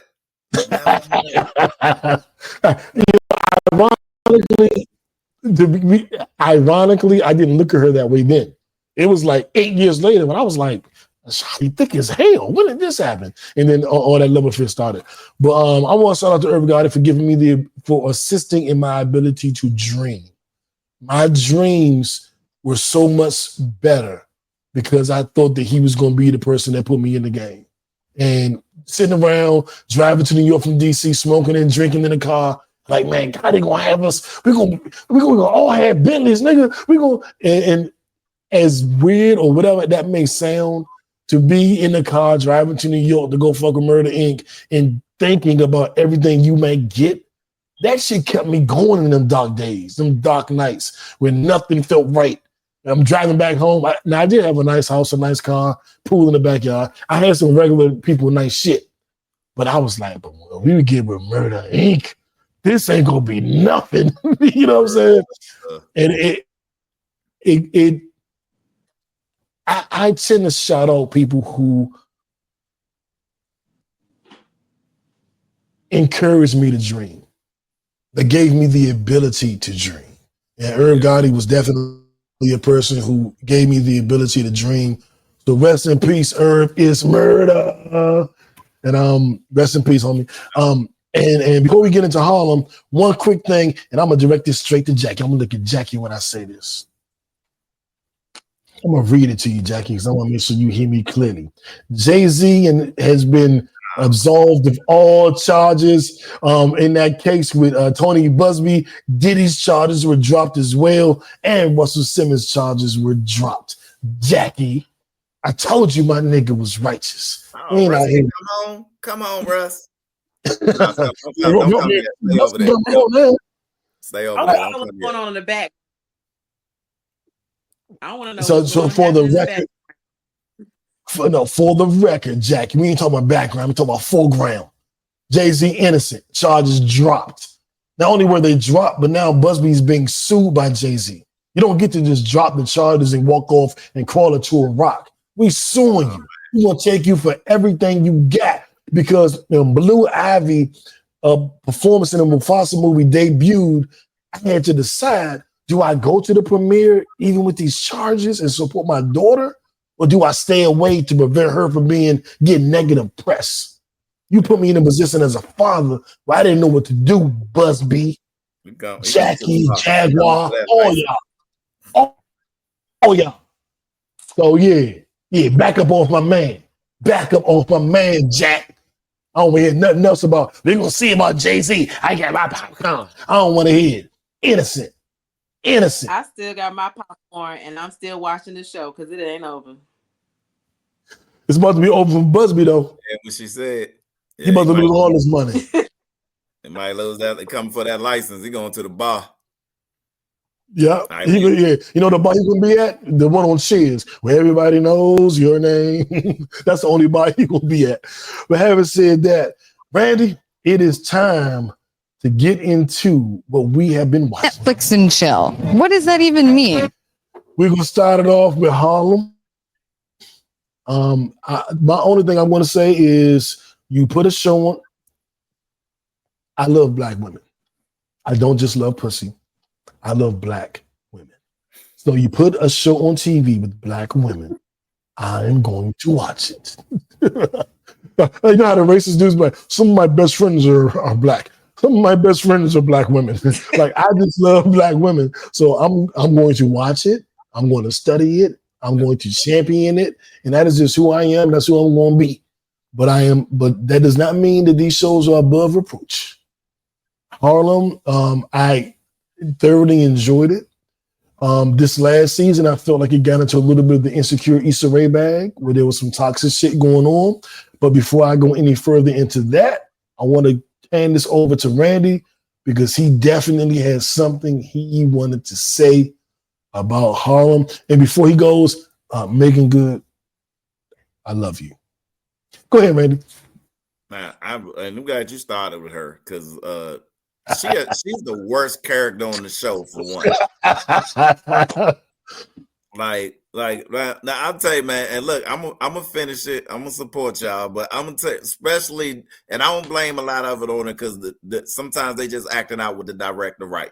And I've been made to understand too that they running a lot of parallels with Sex and the City, right? Which further made me mad because I'm like, okay, I thought the premise of this show was that we were showing successful black women, maybe a ode to a shout out to Sex and the City who established something, but we're showing that same type of scenarios with using our black queens. All for it, with it, support it, watching. Now, for one, I've seen a trend that the only sex scenes we get in there are the alphabet community scenes. Like the heterosexual is one shot and they moving on. But we getting, when it's the other ones, like we getting the bed shots and all of that in between the legs. And I'm like, okay, so all right, this, like, I need some balance there for one. So I don't like you for that. Fix that, Harlem. You give me some balance. Like I look, I don't got no problem with if you give me the alphabet, but give me the other side. If I gotta watch two women, you know what I'm saying, going bumping booties, like let me see somebody get bumping and grinding the other way. Give me both sides. That man, good. Now I feel like this show was some opportunities to show our queens in a different light, even if we are showing parallels to another successful show. Let's be different. And I feel like now, y'all, we just doing a carbon copy, even to like one of the shows now had the same name of the ex-boyfriend was the same name of the ex-boyfriend on Sex and the City. Now that's terrible creativity because now look like we just biting. And then you biting, and then you making the sisters look bad because all of these women look in this last season like everybody got a problem and they terrible friends to each other. Like terrible. Yeah, like they are the worst friends to each other. Nobody has any accountability for nobody. Like when old girl was doing the Get Out show and they was like, it's so bad. They was like, oh girl, you did your thing. She coming out there. I'm like, tell her the truth. This show is bad. You don't need to be a part of it. You embarrassing yourself and the people and everything that we went through. And then she apologized to the girl. You need to apologize. And then because her friends didn't support her, she further went and apologized to a place where she should have had an apology, right? Where she should have been apologized to. But they made her feel bad because her friends wouldn't tell her the truth. Go back to your point at the beginning, knew about having a circle of friends who tell you the truth. You know what I mean? And even the Bible says faithful are the wounds of a friend, like, but beware the kisses of an enemy. So like so I watched that and I'm like, man, I don't know how much more of this that I could stomach. Like the one character on here was, the gay girl. I don't know all their names. And I'm like, she felt like she had something good going for her. She got some toxic shit with her too, her and her family. But then they showed her that like turned out now she's the worst of them all. She's so scared of it that anybody show her love, she out the door, right? My little light skin joint, she the only one that's halfway healed. And kind of, but her mom like so toxic on her, right? That she want to please mom so bad that she just trying to find anybody to show her love, because mom always, anytime the one person she want love from, her mom tell her off every chance that she get, right? Mm-hmm. Really Gilbert old ass. And really Gilbert old ass. Yeah, I like Jazz. I like mom though. Mom keep it real. But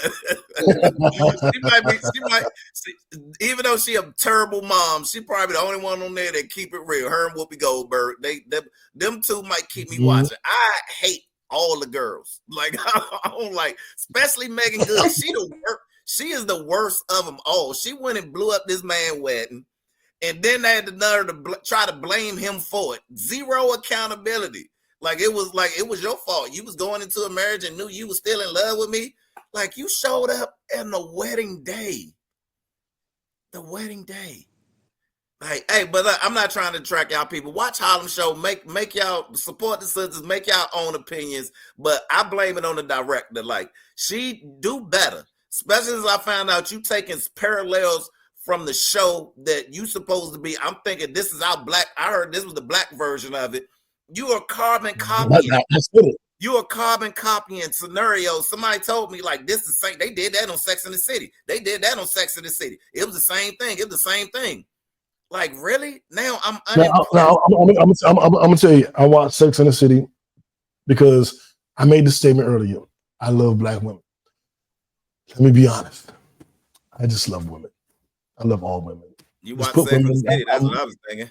I watch, and whenever you put me in a room with, if it's a show led by women, I'm gonna watch it. I love how women. I love analyzing how women think. I love seeing how they think. I love looking at them. I love listening to them. I love touching them. I just love women. It is not a carbon copy of Sex and the City. A parallel. It's nuanced. Parallels. No, not a lot. Not a lot. But it is, there's some similarities. So whoever's painting this is they like got a freak stole girl. everything From Sex and the City. That's just not true. They got a smart. They got true at all. Successful girl and a smart, successful girl. Every character is almost just a character of the Sex and the City. They're all smart and successful. No. Who's the dumb one? Who's the ditzy one? There's no ditzy one on Harlem. There's no ditzy girl. Unless you want to say the girl that does the plays is ditzy. Right. I don't know who the ditzy one would be. Broke girl, the broke ditzy one. That's her. But the ditzy one on Sex and the City, the ditzy one on Sex and the City, but the ditzy one on Sex and the City was married and had a baby. Like it doesn't. It's not a direct parallel. It's for women.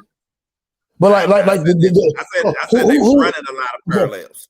Who's the Samantha? Who's the super sexual, freaky one that just goes crazy? I'm gonna talk to my Sex and the City expert. I'll get back to you next week. Yeah, because it ain't. They made it for women, but it isn't a direct parallel. Man, like and this person who, and I'm saying they are a Sex in the City lover. Like they went when the movie came out, they dressed up and went to the movie. Me too. Me too. I dressed up like Carrie. I'll have facts for you next week. I ain't done with y'all, Harlem. I ain't done with you. But my only thing with Harlem is this. It was toxic. Every relationship. I hadn't finished the whole series yet, so I can't give my full summation of the series until I make it to the end. But this last season is, to me, it's like it's going all downhill from episode 1. And it's only 6 episodes this season, which is the final season, which we had to wait 2 years to get. I'm halfway through then. I'm on episode 3. I got 3 more to go.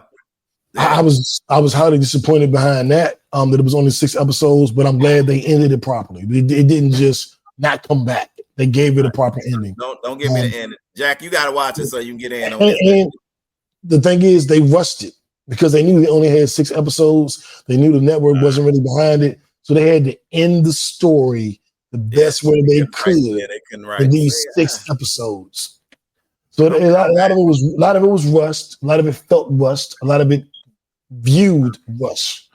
That wasn't their fault. Bad game plan. No game plan. Like what normally 10, 6, finish it. Damn, the whole thing? Yes. The whole thing? Finishing in 6? Yes. The fuck we gonna finish it in 6? You just gotta do what you gotta do. Things we've been doing our whole life, making lemonade out of lemons. Well, you know what I'm saying? We're gonna lobby Netflix to bring them back and let them finish this season right. That's what we're gonna do. Gonna start the hashtag bring Harlem back. I'm with it. If you guys have not watched Paradise on Hulu, it's Sterling K. Brown. It is a suspense thriller. I don't want to tell you anything about it except that it's good. Sterling K. Brown, you all know him from This Is Us, excellent actor. The show is really, really good. It is my favorite show of 2025 so far. Okay. And there are about 6 or 7 episodes in, and it's on Hulu. Yeah. I definitely recommend watching it. The first 2. The first 2 starting out well. It's starting out well. I'm all the way caught up. I think it's 5 or 6. Yeah. And it's great. And it gets better and better. Every episode you learn something else, you're like, what? No way. So you mean to tell me that it's one of them. So it's called Paradise. It's on Hulu. Sterling K. Brown. When Cobra Kai ended a couple months ago, I said, this is a terrible ending. I can't believe they left it this way with the people, dude dying at the tournament. I don't even know what happened. I don't know how, it's a cliffhanger. Little did I know there were 5 episodes left. And we had to wait. And we had to wait until Valentine's Day. It's back. I watched the first 3. I only have 2 left. And I'm just like, wow. Did they do you right? They did you right. So far, so good. We got to see how the last 2 go. But so far, so good. So I encourage you guys to watch Cobra Kai on Netflix. It is a offshoot of the Karate Kid series. So if you a kid like me and doing your little wax on, wax off back in the 80s, then this is for you. Trying, man. I don't like Grown Danielson. Like I don't like him.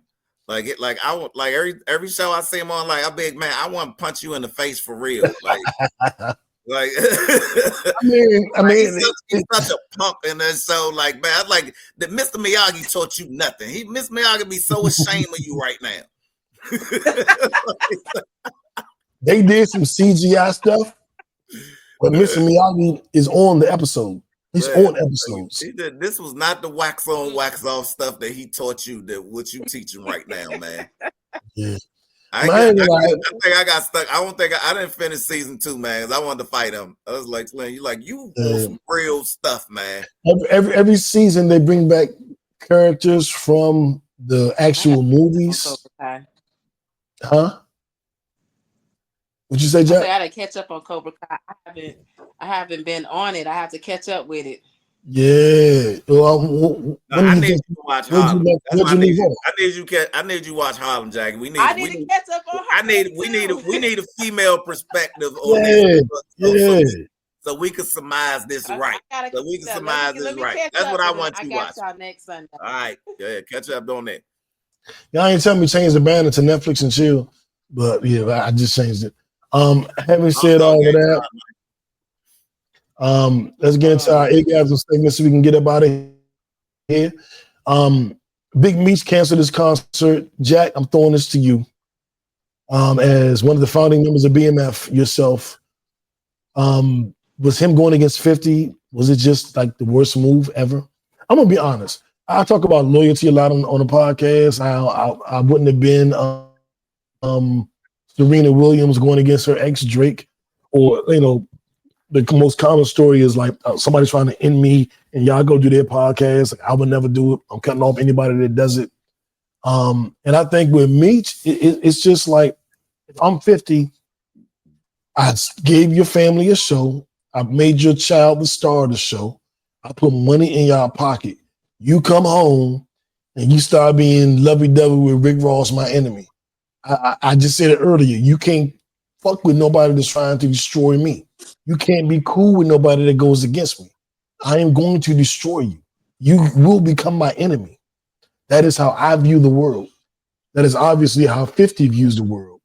And 50 shut Big Meech concert down. Like, he put enough negative publicity around it that Meech couldn't even have his welcome home concert. And people are like, why 50 been doing all this? And I'm like, dog, you know how I get down. You can't fuck with my enemy and think you fucking with me too. You just will cancel your contract. He'd be on some other. I'm with you on that, but I'm just saying 50 is the most. He's the pettiest. I ain't never seen 50 be petty to somebody who didn't deserve it. I'll put it that way. Yeah, that's probably. I've seen him be petty.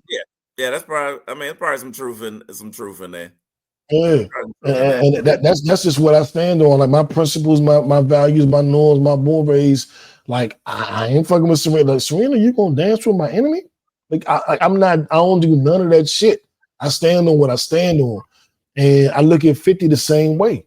Like, he's of that ilk. Like, he my ale. Like, I see him and I see me, and it's like, if I'm doing all this for your family, Meech, and you come home, the first thing you do is buddy up to Ross. You know that's my enemy. I done made you a TV show. I done got you the documentary. I took your son to acting classes. Did Rick Ross put your son in acting classes? Did Rick Ross give your son a TV show? So what you buddy with him for? What you doing? Now, he made a big song, and I like the song. But you gotta recognize what's really going on. And I'm not rocking. I'm getting you up out of there. Play with me if you want. I feel like 50. Yeah, play with me if you want. So I feel him. Yeah. What you got, Jack? What you got? Tell us about what you man. Why your man do that to 50? I just want all my homies to get along. That's all I'm gonna say. There you go. There it is. She right. It ain't never gonna happen. You can't play both sides of the I'm staying silent. Right. Can't play both sides. You go over there, you can get left over there. Because I'm not happy with the whole situation. I just want everybody to get along. I wanted some more BMF. I was really upset about that. So hopefully they get to patch it up. Who do you think is the bad guy? BMF. Who do you think is the bad guy in this scenario? 50 or Meech? You said what? Who's the villain? 50 or Meech? Oh, dang. Now my thing going in and out. Yeah, sure it is. No, whatever. Conveniently, Mike just went out. Oh, they got Sadiq opening the Allstar game. Okay. Let me ask you this. Do you want, based on everything I've said about how I don't fuck with nobody to fuck with my enemies, do you understand where 50 coming from?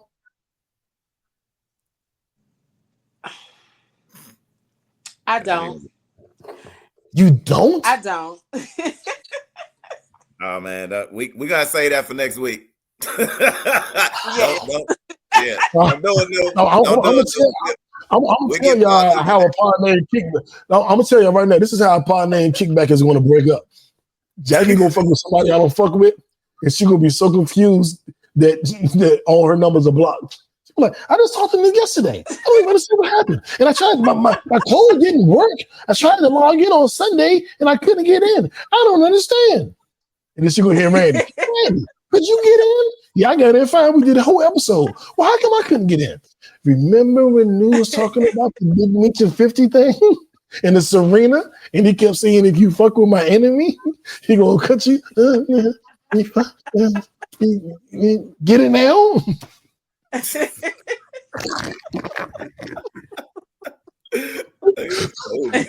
Oh my God. But I do want to thank you guys for tuning in. I know we missed a couple episodes. Technically, one of the websites said that this was episode 300, but they included the trailers and everything. On our parent site, this is like episode 297. But just for the people who someone there thinking this was episode 300, which I guess in a way it is and in a way it's not. We're going to do 300 twice. This is like 300 and 296. So we'll do 300 again in a couple of weeks. But for the people that tune in tonight thinking tonight was episode 300, I want to thank you. This is episode, or will be episode 300 of us as a podcast. The show had about 200 episodes before that. Yeah, what a round of applause. You're right, Jack.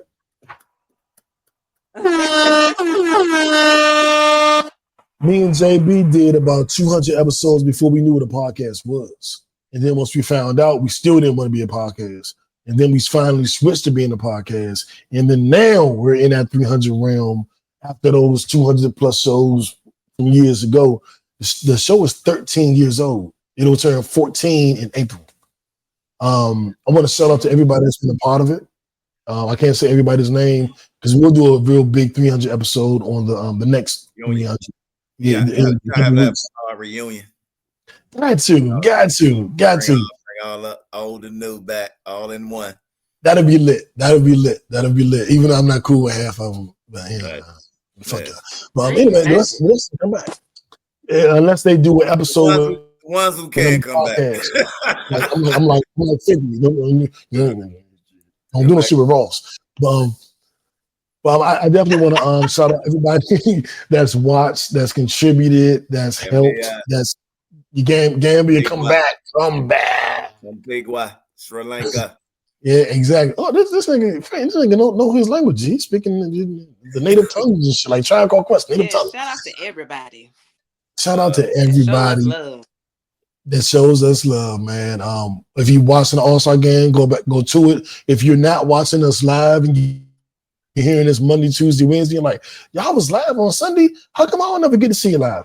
Follow us on YouTube. Go to the No Breaks Network, subscribe, and then you'll get a notification every Sunday when we go live, so you can watch us live and you can type in your comments. It's not just watching us live; it's your part of the show. You can type in "new," "I disagree." You should give Jackie a raise, and then we'll read it on the episode, and then we'll talk about it. So it's not just like you watching and just sitting there. You're watching, you're sitting there, you're communicating, and we're talking directly to you. A lot of y'all might think Burger or the other name you might have heard of, Clarissa, are on the podcast. They're not. There are people who watch it and just text us and type us during the show in the YouTube comments. So be clear, you can be a part of the show. Usually we go Sundays at 7. Sometimes we go a little earlier, sometimes we go a little later. But Sundays at 7, we're usually live. I want to wish everybody a great week. Really quick, Jack, I want you to give one workout tip, 60 seconds or less. And then Randy, I'm gonna throw with you with a mom, 60 seconds or less for them to go into the next week. So Jack, you are up. Give us one workout tip for the week. That's that with Jack. You guys, get active. I don't have to keep saying it. I'm gonna say this over and over and over again until it gets in your head. I just want to commend Randy and New. They have been very active. They've been hitting me. They've been hitting their goals. They've been hitting their push-ups. They've been hitting their workouts. They're really getting it in. Get active. That is the only thing that's gonna save you with what's going on with this world right now. You see what's going on. Pour into yourself. Get out there and get active and pour into your health. Because we might have to get into survival mode, and you don't want to be, we running, and y'all way back there can't catch up with us. So get out there and get active, because you need a zombies lot of get stuff y'all. doing fitness, use everyday life. Even if it's just walking, go for a walk every day. Right. Go for a sprint every day. Go for a fast walk. You ain't gotta do too much. Go for a little fast walk, 30 minutes a day. See what that do for you. All right, Randy, we got our mom moment, our master of the moments. Talk to us. Yes. So yeah, that's what we on. We stand on this, becoming moms, becoming masters of a moment. So one moment that a lot of us men that we fell in oftentimes is that handling conflict without ego. Right. So we got to learn how to handle conflict without ego, because a lot of times, just pause, take a breath, and learn how to respond rather than to react. Because when you react, with emotions, most of the time it leads to escalation, right? It leads to escalation rather than resolution. And if we want to become masters of a moment, we got to take our egos out of conflict so we can de-escalate and come to resolution. So again, that's the moment that we on. That's the moment that we on this week.